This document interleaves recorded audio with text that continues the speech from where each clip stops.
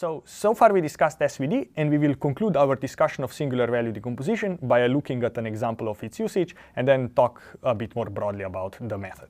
So here is the idea. Let's think about the following problem.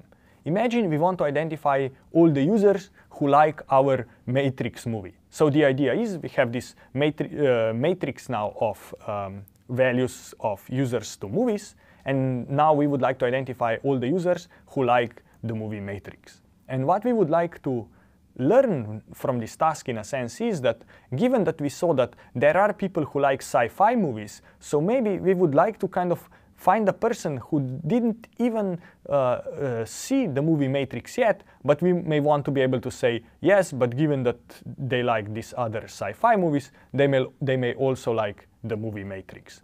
And the question is, how can we do this using SVD? The answer to this question is that basically we want to map our query point into the concept space. We are given our data, users to movies matrix A, right? We do the SVD of it. So here's the SVD. And what we want to do now is we are given our query point. Our query point Q is simply, we say, let's find all the users that like the movie Matrix. So let's create, in some sense, this query user, this artificial user that likes the movie Matrix. And the idea is we want to find other users who are close to this given user in the concept space. So what we will do is we have our movies space, we have our data point Q here, our query point, and we want to project it into our concept space. The way we do this is that basically we simply do the inner product of our query point with each concept vector in vector V, because vector V is movies to concepts vector, right?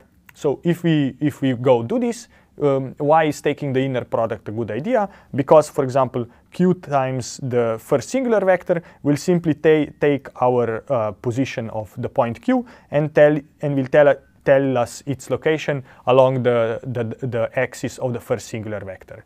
The second singular vector is orthogonal to the first one, so here it is, the V2, and when I multiply Q times V2, we will basically now get the projection of that data point and its position on the second singular vector.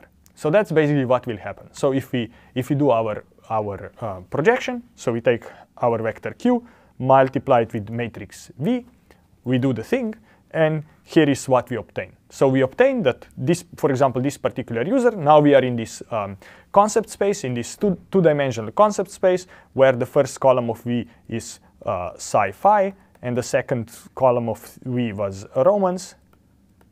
And now as we do the inner product, we basically see that our query point, in some sense, corresponds heavily to the sci-fi concept and has a very low coordinate value along the romance concept. So this is now how we took the query and kind of mapped it into the concept space.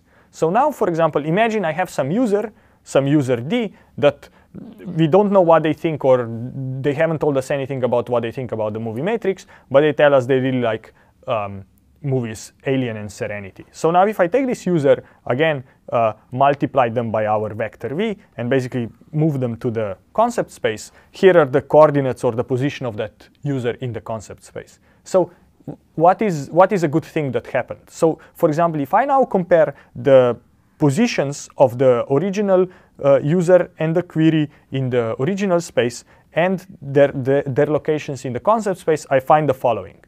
So the similarity between Q and D in our original space is 0, right? In a sense that for Alien and Serenity, our query doesn't want them. For our movie Matrix, the user didn't tell us anything, so there is no similarity between these two vectors. But if I go back to my concept space, here I see that both of these data points, or both of these users, Q and D, they actually share high values on the sci-fi concept, and they share low values on the romance concept. So in some sense, I'm able to identify, or I'm able to put together that Q and D are actually close together in our space, even though in the raw data representation, they don't share any coordinates together. So in some sense, even though Q and D have 0 ratings in common, we are able to identify that they are similar. because SVD was able to identify that kind of people who liked Alien and Serenity also liked the Matrix movie. So this basically is how we can make use of singular value decomposition. What I want to do now very briefly is to relate singular value decomposition to another type of decomposition of a matrix that is called eigenvalue decomposition. So first I will tell you what is the relationship between singular value decomposition and eigen decomposition, and then we will conclude. So what we know so far is that SVD is given a matrix. We represent it as a product of three matrices, U, sigma, and V transpose. What is eigenvalue decomposition? Eigenvalue decomposition is kind of more constrained. It says, given some matrix A, I want to represent it as a matrix X times the matrix capital lambda times X transpose again. So here I only have kind of product of two matrices, if you like, lambda and X. So for eigen decomposition to even exist, what we have to do is first A has to be symmetric, which means that the values above the diagonal have to be the same as values below the diagonal. While, for example, in SVD, we did not have this constraint.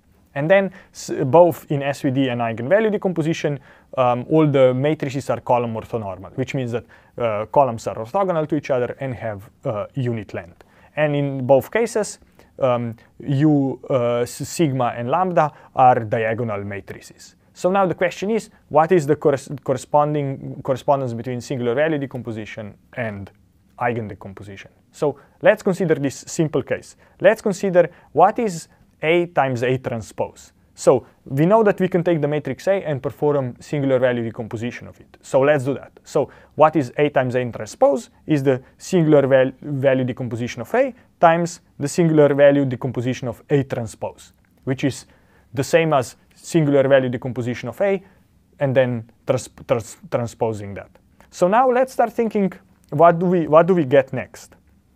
Right, what we get next is that because the multiplication is commutative, we can kind of reorder the terms, right? So for example, we can take the original expression and now just reorder the terms or the order of multiplication. What we notice now is that we get a multiplication of V transpose times V. And given that our matrices are orthonormal, this means that a matrix multiplied with itself gives us an identity matrix. An identity matrix is simply a matrix that has zeros off the diagonal and it has values of 1 on the diagonal. So what this means is that it's basically an identity matrix, right? So what this means is that we can take A transpose and transform it down.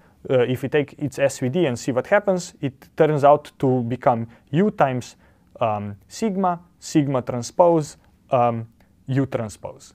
Okay? Similarly, the same thing happens, or a similar thing happens if I ask what is the singular value decomposition of matrix A times A transpose. I do the same trick as before, and here now I obtain that this equals V times sigma transpose times V transpose. One thing that I have to remember is that sigma is a diagonal matrix. So in some sense, sigma times sigma transpose is nothing else than another diagonal matrix that has the squares of the values on the diagonal, right? So what do we learn from this is the following.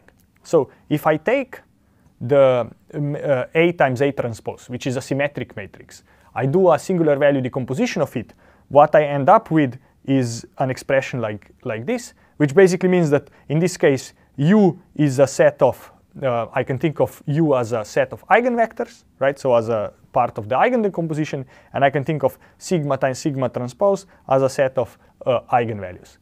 So what this basically means is that if I have a matrix, I can do singular value decomposition of it, and from singular value decomposition of it, I can do the eigenvalue decomposition, where the relationship between eigenvalues and the singular values is that singular values squared are the eigenvalues of the corresponding matrix. So that's the connection between the eigenvalue and the singular value decomposition.